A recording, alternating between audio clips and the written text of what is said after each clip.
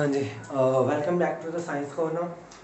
In this video, we are going to discuss about the topic of class 9th, that is atoms and molecules. In the previous video, we have discussed that about the molecules and how molecules are formed. ठीक है. और today we are going to discuss about ions and the types of ions. अब आते हैं अपने topic पर. देखो, molecules बन रहे थे. मॉलिक्यूल्स कैसे बन रहे थे? जब एटम्स कंबाइन हो रहे थे. मीन्स एटम्स जब आपस में कंबाइन होते हैं वो क्या बने थे? या तो मॉलिक्यूल्स ऑफ एलिमेंट या मॉलिक्यूल ऑफ कंपाउंड.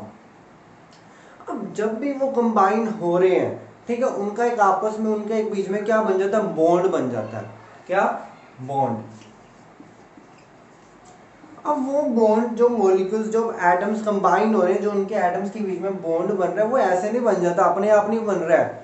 उसके लिए एटम्स क्या करते हैं? इलेक्ट्रॉन्स की गड़बड़ी करते हैं. कैसे? या तो इलेक्ट्रॉन्स ट्रांसफर होते हैं या वो शेयर कर रहे हैं. अब जब भी इलेक्ट्रॉन्स आपस में शेयर या ट्रांसफर करेंगे, उस चक्कर में क्या बन जाता है? बॉन्ड बन जाता है. ठीक है. और जब बॉन्ड बन गया, जब दो एटम्स का आपस में बॉन्ड बन गया और उसको वो आपस में कंबाइन हो गए, तो क्या बन जाते हैं? मॉलिक्यूल्स बन जाते हैं. अब चलो ठीक है, हमें पता लग गया कि मॉलिक्यूल कैसे बन रहा है? इलेक्ट्रॉन्स की ट्रांसफरिंग या शेयरिंग की वजह से. ठीक है. हमारा टॉपिक है आयोन्स. अब मैं आता हूं उस पर. अब जब भी इलेक्ट्रॉन्स, जब भी एक एटम इलेक्ट्रॉन्स की ट्रांसफर करेगा, ट्रांसफर कैसे? आइदर इट विल लूज और it will gain the electron. ठीक है. जब इलेक्ट्रॉन्स को लूज और गेन करें, लूज या गेन के चक्कर में जब पड़ जाता है, ठीक है, तो एटम क्या बन जाता है? आयोन बन जाता है. ठीक है. असल में आयोन्स है क्या? Ions are the charge particles. ठीक है. आयोन्स क्या है? What are ions? These are the ions are charge particles formed by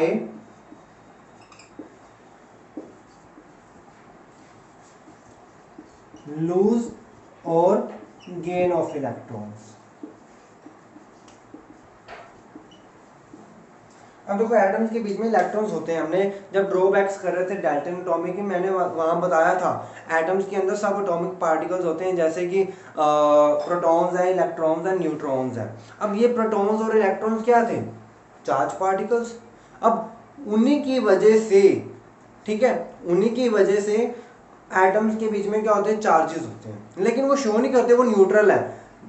देखो, एक नॉर्मल एटम में, ठीक है, number of protons and number of electrons equal होते हैं. इसी वजह से अगर मैं मान लो सोडियम की बात करता हूं, ठीक है, इसका एटॉमिक नंबर है 11. अब इसके अंदर 11 ही इलेक्ट्रॉन है और 11 ही प्रोटॉन है. अब दोनों इक्वल है, इसी की वजह से इसके ऊपर चार्ज कितना है? 0, न्यूट्रल है. लेकिन जब एटम्स लूज या गेन होते हैं, ठीक है, जब लूज या गेन हो रहे हैं, इस चक्कर में क्या हो जाता है? ये दोनों अनइक्वल हो जाते हैं. और जब एक एटम में इलेक्ट्रॉन्स एंड प्रोटॉन्स अनइक्वल हो जाते हैं, तो एक एटम अपना एक चार्ज एक्वायर कर लेता है. और जब एटम ने चार्ज एक्वायर कर लिया, उसको हम क्या बोल देते हैं? आयन बोल देते हैं. ठीक है. मान लो, अब देखो, इसके पास 11 इलेक्ट्रॉन थे और 11 प्रोटॉन थे. ये क्या करे? एक इलेक्ट्रॉन बाहर निकाल दे. ठीक है. ये क्या करे? एक इलेक्ट्रॉन बाहर निकाल दे. मैंने -1 इलेक्ट्रॉन कर दिया. क्या होगा? सोडियम के पास 10 इलेक्ट्रॉन एंड 11 प्रोटॉन्स. ठीक है. अब हर एक इलेक्ट्रॉन के पास एक नेगेटिव चार्ज और एक प्रोटॉन के पास एक पॉजिटिव चार्ज. अब मेरे पास -10 + 11, एंड में क्या बचेगा? +1. तो सोडियम के ऊपर क्या आ जाएगा? +1 का चार्ज आ जाता है. ठीक है. अब ये जो सोडियम के ऊपर +1 चार्ज आया, ये जो चीज बन गई है Na पॉजिटिव, इसको हम क्या बोलते हैं? आयन्स बोलते हैं. मीन्स जब भी एक एटम इलेक्ट्रॉन को लूज करेगा या गेन करेगा, उसके ऊपर एक चार्ज आएगा और उस चार्ज पार्टिकल को हम क्या बोलते हैं, आयन बोलते हैं। अब depending upon the nature either it is positive और नेगेटिव, ठीक है, उसके ऊपर पॉजिटिव चार्ज है या नेगेटिव चार्ज है, हम आयन्स को दो काइंड्स में बांट देते हैं। कौन कौन से, कैटायन एंड अनायन। कैटायन कौन सा है, पॉजिटिव वाला। अगर किसी एक एटम के ऊपर पॉजिटिव चार्ज आ रहा है उसको हम क्या बोलते हैं, कैटायन बोल देते हैं। और अगर किसी एटम के ऊपर नेगेटिव चार्ज आ रहा है तो उसको हम क्या बोल देते हैं, अनायन। ठीक है, एग्जांपल के तौर पर देखो अब सोडियम के ऊपर कौन सा पॉजिटिव चार्ज आया था, ये क्या है, कैटायन है। सिमिलरली ऑक्सीजन के ऊपर नेगेटिव चार्ज आता है, O2 नेगेटिव, ठीक है, ये अनायन है। सेम अगर एक और एग्जांपल लूं, सल्फर 2 नेगेटिव, Al3 पॉजिटिव। अब देखो पॉजिटिव वाले किसके आगे लिख रहा हूं, कैटायन के आगे, नेगेटिव वाले अनायन के आगे। अब ये तो था नेचर के अकॉर्डिंग। अगर मेरे पास अब और भी दो तरह के एटम हैं, ये जो मैं अभी बात कर रहा था, मैंने देखो एक तरफ मैं लिख रहा हूं Na positive, O2 negative, Cl negative, ठीक है, एल्यूमिनियम 3 पॉजिटिव, Mg2 पॉजिटिव। और दूसरी तरफ मैं यहाँ क्या लिख रहा हूँ, SO4 2 negative, CO3 2 negative, OH negative. अब देखो यहाँ पर अब दोनों में क्या डिफरेंस है। अगर मैं बात करूं इनकी लेफ्ट साइड की, इन सभी में ये सारे के सारे एक ही एलिमेंट के ऊपर चार्ज है। सोडियम अकेला एक एलिमेंट है, ठीक है, उसके ऊपर चार्ज आ गया। ऑक्सीजन एक एलिमेंट है, उसके ऊपर चार्ज आ गया। क्लोरीन एक एलिमेंट है, उसके ऊपर चार्ज आ गया। एल्यूमिनियम एक एलिमेंट है, उसके ऊपर चार्ज आ गया। ये सारे के सारे क्या है, एक ही एलिमेंट है, एक ही काइंड ऑफ, एक वन काइंड ऑफ एटम के ऊपर चार्ज आ रहा है, तो उसको हम क्या बोल देते हैं, सिंपल आयन। इसको हम क्या बोल रहे हैं, सिंपल आयन। जब एक ही काइंड ऑफ एटम के ऊपर चार्ज आ जाए उसको हम क्या बोलते हैं, सिंपल आयन। मेरे को ये नहीं पता पॉजिटिव या नेगेटिव है, मैं सिर्फ ये देख रहा हूं इसमें एक ही तरह का एलिमेंट है तो ये सिंपल है। अब वो चाहे पॉजिटिव हो चाहे नेगेटिव हो, चाहे जो जितना मर्जी चार्ज, ठीक है। अब दूसरी तरफ अगर मैं आऊं, यहाँ पर मेरे पास क्या है, दो अलग अलग तरह के एलिमेंट्स हैं।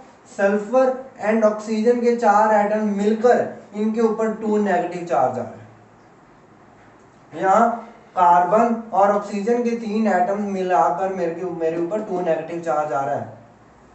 मीन्स जब भी दो अलग काइंड्स ऑफ एलिमेंट मिलकर two different kinds of atoms के ऊपर एक नेट चार्ज आ रहा है, इसको हम क्या बोलते हैं, पॉली एटॉमिक आयन। ठीक है, पॉली एटॉमिक जहां 2 डिफरेंट काइंड्स ऑफ एलिमेंट्स है, एंड सिंपल आयन जहां मेरे पास एक ही तरह के एलिमेंट है। ये ions, ions are the charge particles. ठीक है, जो भी एटम के ऊपर एक चार्ज आ जाएगा उसको हम क्या बोल देते हैं, आयन बोल देते हैं। अब हमने फिर बात की, एक पॉजिटिव कैटायन, एक पॉजिटिव आयन होता है और एक नेगेटिव आयन होता है। पॉजिटिव आयन को हम क्या बोल रहे थे, कैटायन। ठीक है, कैटायन पॉजिटिव आयन, और नेगेटिव आयन को क्या बोल रहे थे हम, अनायन। ठीक है, नेगेटिव वाला। फिर हमने बात की सिंपल आयन क्या होते हैं और पॉली एटॉमिक आयन क्या होते हैं। अब बच्चे एक बात है, मैं यहाँ पर किसी के ऊपर प्लस लिख रहा हूँ, ठीक है, किसी के ऊपर 2 नेगेटिव, किसी के ऊपर अकेला नेगेटिव, किसी के ऊपर 3 पॉजिटिव, ये सारे नंबर मैं अपनी तरफ से डाल रहा हूँ। मीन्स जो मर्जी डाल दो यहाँ पर नंबर, इसके ऊपर चाहे जो मर्जी 2 लिखा यहाँ पर अपनी मर्जी से डाल दिया, नहीं। इसका भी एक रीज़न है। ये अपने अपनी नंबर हमने डाले, मैंने अपनी तरफ से नहीं डाले, ये इनके बचे हमने फाइंड की कर सकते हैं। ठीक है, हम इनके ऊपर चार्ज अपनी तरफ से नहीं डाल रहे, ये इनकी खुद की प्रॉपर्टीज की वजह से आया।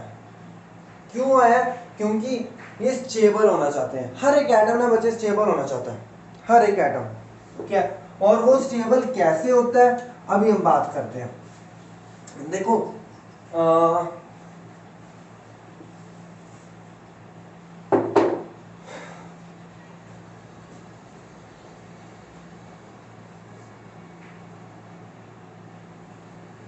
मान लो सोडियम ही है एक तरफ, इसके अंदर 11 इलेक्ट्रॉन थे और 11 प्रोटॉन थे। दूसरी तरफ मेरे पास क्या है? क्लोरीन है, जिसका एटॉमिक नंबर 17। ठीक है, और इसके अंदर 17 ही इलेक्ट्रॉन है और 17 ही प्रोटॉन है। अब क्या होगा जब ये आपस में कंपाउंड बनाना चाहते हैं? ठीक है, Na और Cl, सोडियम और क्लोरीन जब आपस में मिलकर एक कंपाउंड बनाना चाहेंगे, ठीक है, ये क्या करेंगे? इलेक्ट्रॉन्स की ट्रांसफरिंग होगी इन दोनों के बीच में। ये क्या करेगा?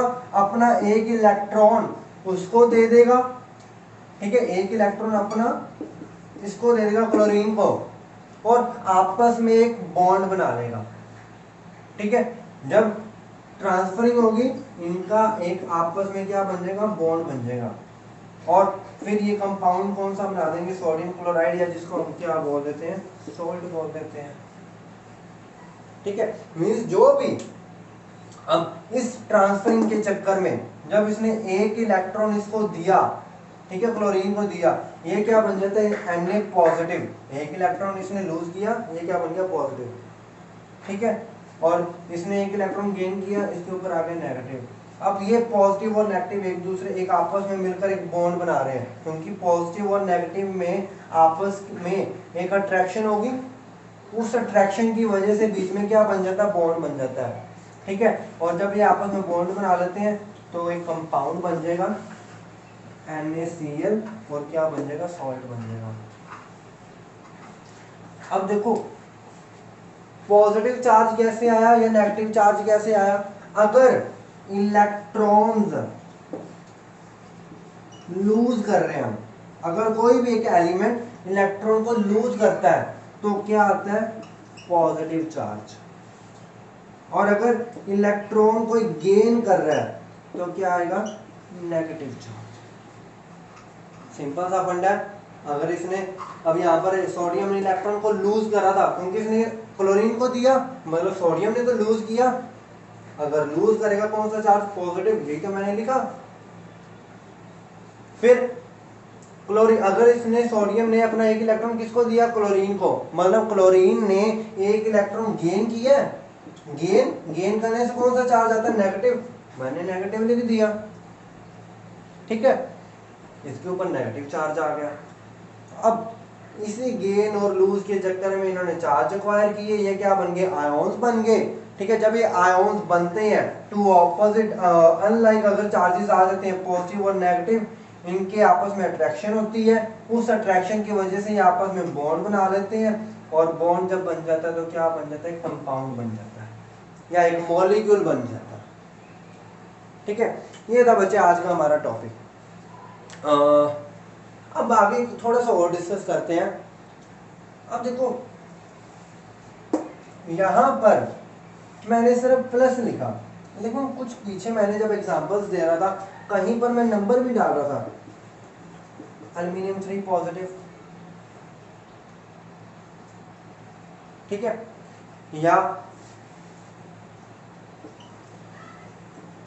Magnesium 2 positive, O2 negative. अब ये नंबरों का क्या चक्कर है? पॉजिटिव नेगेटिव तो हमें पता लग गया कि हाँ एल्यूमिनियम ने इलेक्ट्रॉन लूज किए होंगे तो इसके ऊपर पॉजिटिव चार्ज आ गया। मैग्नीशियम ने इलेक्ट्रॉन लूज किए, पॉजिटिव चार्ज आ गया। ऑक्सीजन ने इलेक्ट्रॉन गेन किया, इसके ऊपर नेगेटिव चार्ज आ गया। लेकिन अब ये नंबर का क्या पंगा है? अब नंबर का इतना सा पंगा है कि जितने इलेक्ट्रॉन्स ये लूज या गेन करेंगे। ठीक है, अब यहाँ पर क्या है, एल्यूमिनियम ने 3 इलेक्ट्रॉन को लूज किया, इसकी वजह से इसके ऊपर 3 पॉजिटिव चार्ज आ रहा है। ऑक्सीजन ने 2 इलेक्ट्रॉन्स को गेन किया, इसके ऊपर 2 नेगेटिव चार्ज आ गया। ठीक है ना। अब देखो, मान लो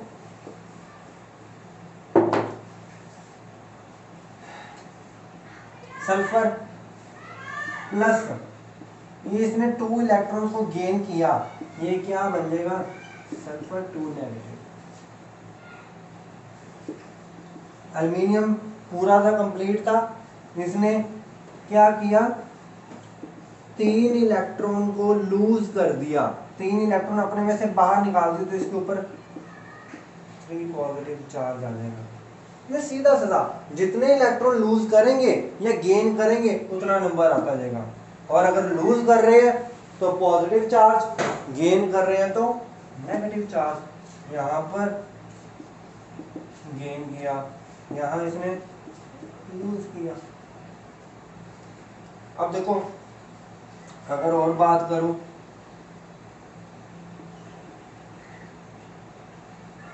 फ्लोरीन प्लस 1 इलेक्ट्रॉन, ठीक है, क्या हो रहा है, गेन कर रहा है। कितना बता सकते हो, कितना चार्ज आएगा एफ के ऊपर, कितना चार्ज आएगा, हाँ जी सही, नेगेटिव चार्ज, 1 नेगेटिव। ठीक है ना, 1 इलेक्ट्रॉन गेन किया, 1 नेगेटिव। ये था हमारा आयोन। अच्छा, है कौन सा, ये नेगेटिव चार्ज है, इसको मैं क्या बोल सकता हूँ, अनायन बोल सकता हूँ। ये पॉजिटिव चार्ज आया, ये क्या है मेरा, कैटायन है। अब हमें पता लग गया कि कैटायन क्या है, अनायन क्या है, या सिंपल आयन कौन से होते हैं, पॉलीएटॉमिक आयन कौन से होते हैं। एंड हाँ, हमें ये भी आज पता लग गया कि उसके ऊपर चार्ज कैसे आता है, due to transfer of electron. जितने इलेक्ट्रॉन्स वो लूज करेगा या गेन करेगा, उसके अकॉर्डिंग उसके ऊपर चार्ज आता जाएगा। हाँ जी, एट लास्ट अगर आगे जो भी मुझे वीडियोस आएंगी इसके आगे रिलेटेड होंगी। ठीक है, हम जो भी जैसे अब आगे हमने कंपाउंड्स के बारे में बात करनी है कि कंपाउंड्स आपस में मिलकर कैसे उनके फॉर्मूलाज बन रहे हैं, तो उसके लिए बच्चे आपको ये पता होना चाहिए ये सारी चीज़ें, तो अच्छे से समझ लेना। अगर ना समझ आए तो वीडियो दोबारा एक बार रिपीट कर सकते हो। ठीक है, एंड हाँ, आज के लिए इतना। थैंक यू बच्चे।